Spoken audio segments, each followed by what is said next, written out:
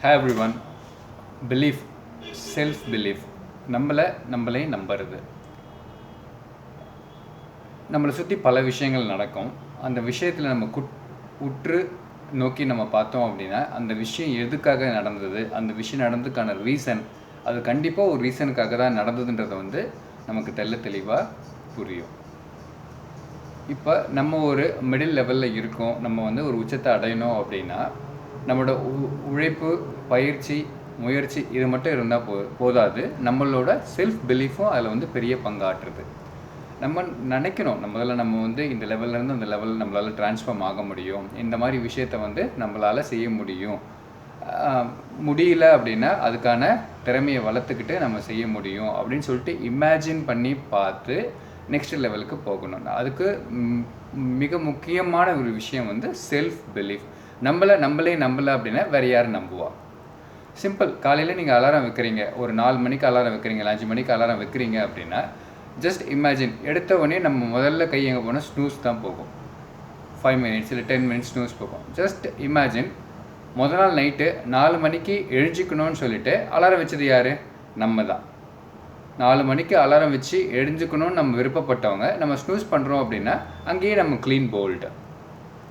இப்போ உங்களால் காலையில், ஏன்னா நீங்கள் தான் அந்த டைம் உங்கள் மைண்டுக்கு சொல்கிறீங்க 4 மணிக்கு நம்ம ஏஞ்சிக்கணும், நம்ம 4 மணிக்கு அலாரம் வைக்கிறோம், which means you are omitting that. Just imagine, அந்த டைம்லேயே உங்கள் மேலே இருக்க பிலீஃப் டவுன் ஆகிடும். ஸோ நம்ம உடம்புல பெரும் பகுதி நம்ம அந்த ஆற்றல் கொண்டு வரது நம்ம கண். இந்த கண் நம்மளை நம்பணும். முதல்ல இவன் இந்த விஷயத்தை செய்யக்கூடிய ஆளு தான்ன்றதை இந்த கண் நம்பினா மட்டும்தான் நீங்கள் அடுத்த லெவலுக்கு போக முடியும். நீங்கள் 4 மணிக்கு அலாரம் வச்சு கரெக்டாக 4 மணிக்கு எழுந்திக்க அப்படின்னா அந்த கண்ணு சொல்லலாம், okay right, this is the right person, is the right person அப்படின்ற மாதிரி உங்களை ஒரு நெக்ஸ்ட் லெவலுக்கு, நெக்ஸ்ட் பரிமாணத்துக்கு அங்கேருந்து கூட்டிகிட்டு போகும். சின்ன விஷயம். இப்போ 4 மணிக்கு அலாரம் வச்சு உங்களால் எழுந்துக்க முடியலையா, பெட்டை விட்டு பிறண்டிடுங்க, இல்லை உருண்டுடுங்க, இல்லை தவிழ்ந்துடுங்க, ஏதாவது ஒன்று பண்ணி ஃபிக்ஸ் பண்ணிக்கோங்க. ஓகேங்களா? ஜெனரலாக இந்த ஸ்லீப் சைக்கிள் டக்குன்னு நம்மளால் மாற்ற முடியாது. இப்போ நீங்கள் தினமும் ஒரு 7 மணிக்கு ஏஞ்சிக்க ஒரு பழக்கம் உள்ள ஆளுங்க திடீர்னு உங்களுக்கு 4 மணிக்கு ஏஞ்சிக்க சொன்னால் அப்படின்னா கொஞ்சம் சேலஞ்சாக தான் இருக்கும். நீங்கள் 7 மணின்றிலேருந்து ஒரு 6 மணிக்கு ஷிஃப்ட் பண்ணுங்கள். கொஞ்ச நாள் அதில் 6 மணிலேருந்து 5, 5லேருந்து 4, இந்த மாதிரி ஷிஃப்ட் பண்ணி உங்களோட ரொட்டீனை ஃபிக்ஸ் பண்ணுங்கள். ஓகேங்களா?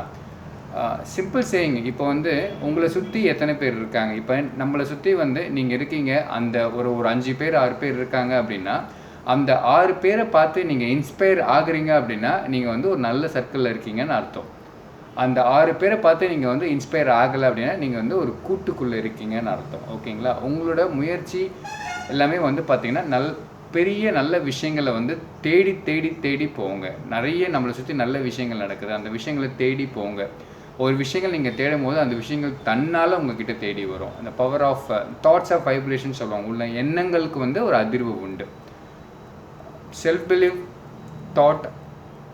Good day.